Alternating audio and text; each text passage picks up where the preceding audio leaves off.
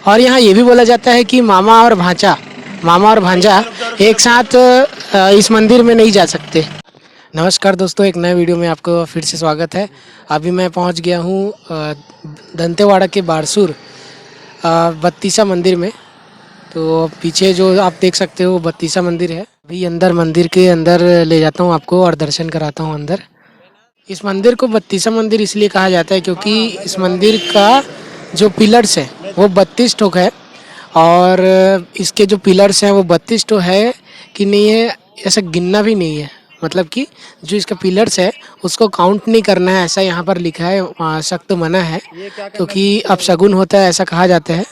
तो और यहाँ का जो शिवलिंग है, 2 गर्भगृह है, तो दोनों गर्भगृह का जो शिवलिंग है वो घूमता है, मतलब 360 डिग्री रोटेट होता है। तो वो भी हम देखेंगे अंदर जाके। वो अभी नवरात्रि के कारण दंतेवाड़ा में दंतेश्वरी माता के मंदिर में लोग दर्शन करने आए थे। तो इस समय बहुत भीड़ दिखाई दे रहा है। अच्छे खासे मतलब पर्यटकों का यहाँ पर आवागमन हुआ है।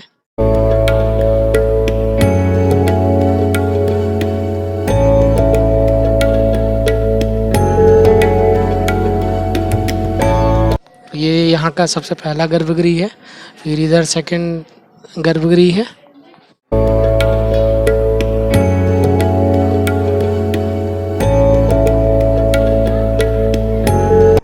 तो ये वाला जो गर्भगृह है वो सबसे पहला गर्भगृह है और इसमें राजा जी पूजा किया करते थे।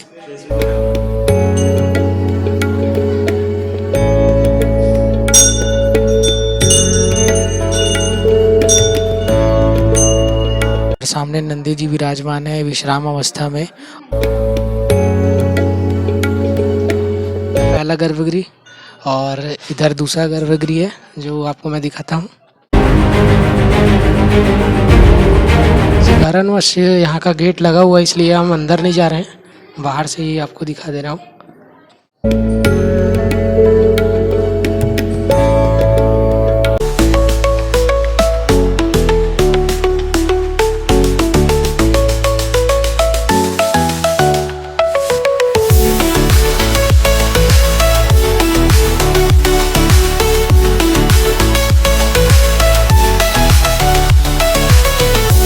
जो मतलब शिवलिंग में जो भी अभिषेक होता है, पानी से अभिषेक होता है, दूध से अभिषेक होता है, उसका मतलब बाहर निकासी का दिया है द्वार। और पूरा जो मंदिर है वो कई सौ साल पुराना है।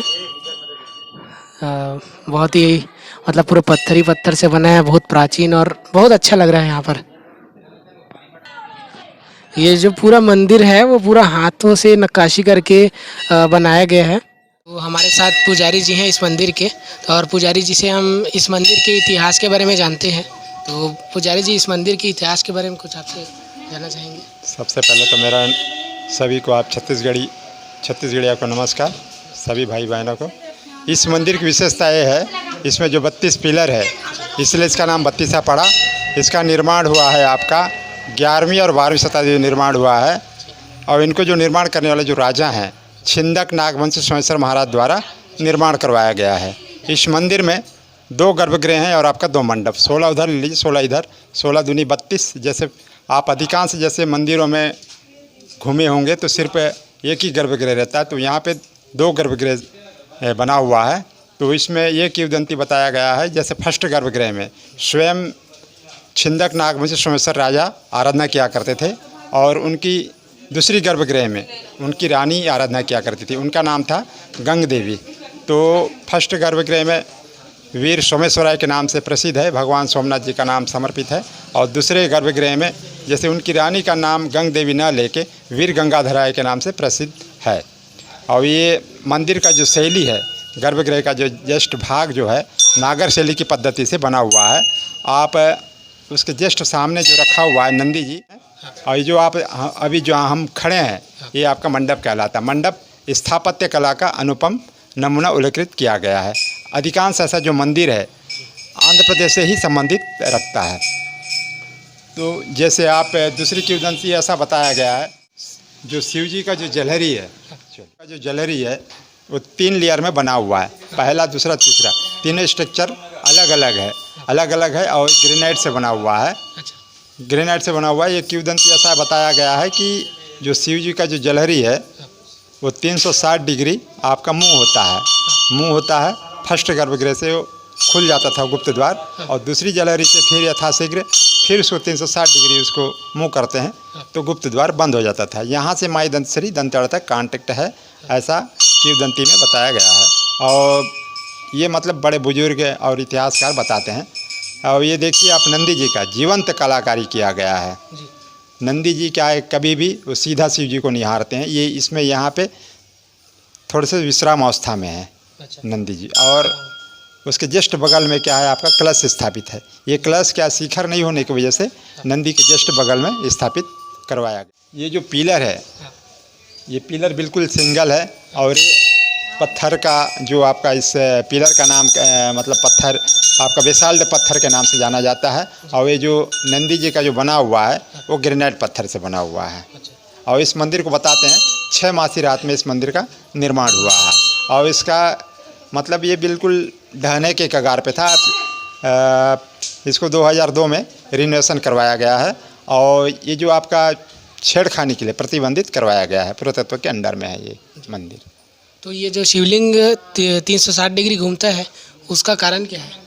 हाँ, उसका कारण ऐसा बताया गया है कि जैसे गुप्त द्वार यहाँ से जैसे आप उस जलहरी को मुँह करते हैं 360 डिग्री, तो इस किसी 32 पिलरों में से एक पिलर में वो गुप्त द्वार खुल जाता था, और अंदर ही अंदर आपका अंडरग्राउंड यहाँ से माई दंतश्री दंतेवाड़ा तक के लिए वो गुप्त द्वार बना हुआ था। जैसे वहाँ माई जी का शायद दर्शन करने के लिए राजा जाते थे, और ये फर्स्ट गर्भगृह से, और सेकंड गर्भगृह में फिर यथाशीघ्र इसको मुँह करते हैं तो गुप्त द्वार बंद हो जाता था, ऐसा बताया गया है। और बारसूर में 147 मंदिर और 147 तालाब से सुशोभित है बारसूर, और बारसूर बाणासुर के नाम से बारसूर विख्यात है। जो बाणासुर जो राजा थे तो उनके नाम से ये बाणासुर से आज बारसूर नाम पड़ा है।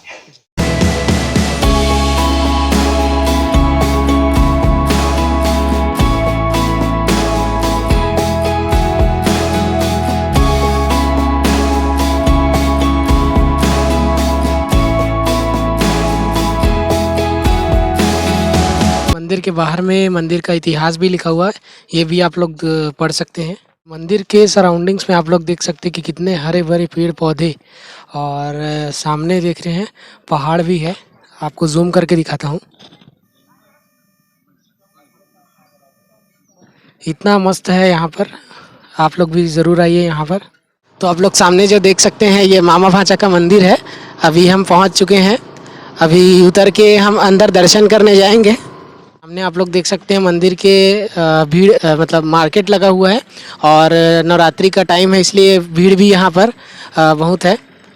और यहाँ ये भी बोला जाता है कि मामा और भांजा एक साथ इस मंदिर में नहीं जा सकते, ऐसा यहाँ पर नियम है। मतलब कि जो मामा है और भांजा एक साथ इस मंदिर में नहीं जाते। तो हम मंदिर के अंदर प्रवेश कर चुके हैं। मैं और जितेश भैया मंदिर में पहुंच चुके हैं। क्या मंदिर है? मामा भांचा मंदिर हम पहुंच चुके हैं। और भैया को यहाँ दंतेवाड़ा में रहते 5 साल हो गया, तो वो एक्सप्लोर बहुत किए हुए हैं, तो उनसे भी हम जानकारी लेंगे आगे।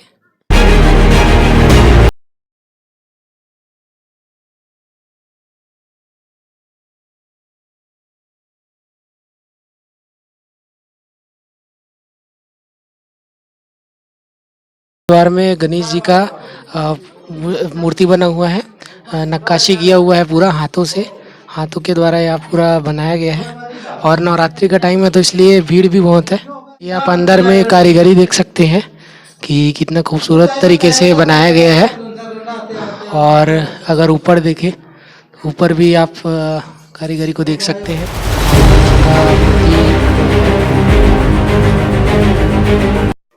इस मंदिर को मामा और भांजा एक दिन में अपने कारीगरों के साथ तैयार किए थे, इसलिए इस मंदिर का नाम मामा भांजा रखा गया है। छिंदक नागवंश के राजा बानासुर 11वीं शताब्दी में इसे मामा भांजा के द्वारा बनवाए। जैसा कि आपने देखा, गर्भगृह में भगवान नरसिंह, शिव जी और गणेश जी की प्रतिमा स्थापित है। इस मंदिर के लिए जो 2 कारीगर आए थे वो कोई आम कारीगर नहीं थे, वो देवलोक से आए कोई गंधर्व थे ऐसा मान।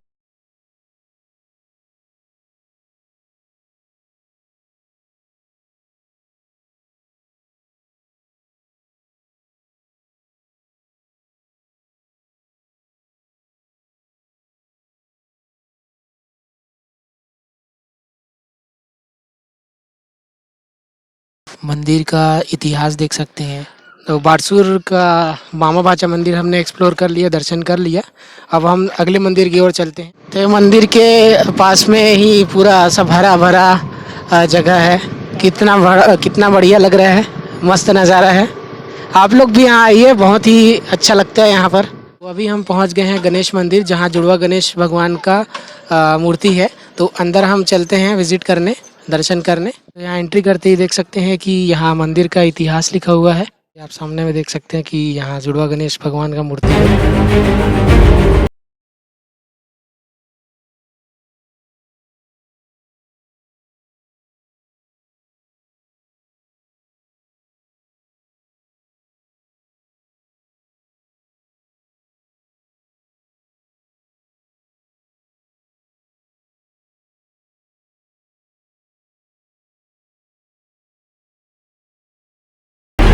तो यहाँ बच्चे लोग, छोटी बहन लोग हमारे लिए पानी भर रहे हैं। गणेश मंदिर हमने एक्सप्लोर कर लिया, दर्शन कर लिया। अब घर की ओर निकलते हैं।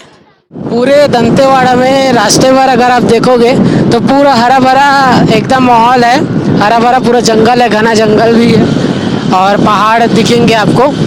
बहुत ही मस्त नज़ारा है। आप लोग यहाँ ज़रूर विज़िट करने आए, एक्सप्लोर करने आए।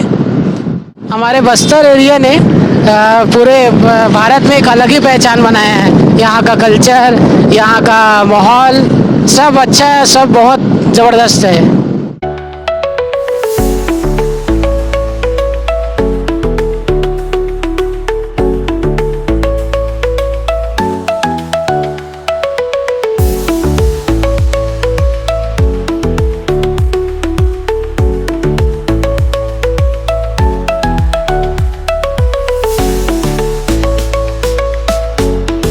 तो वहाँ ऊपर से आपको ऐसे नीचे उतर के यहाँ पर गणेश जी का दर्शन करने आना पड़ता है।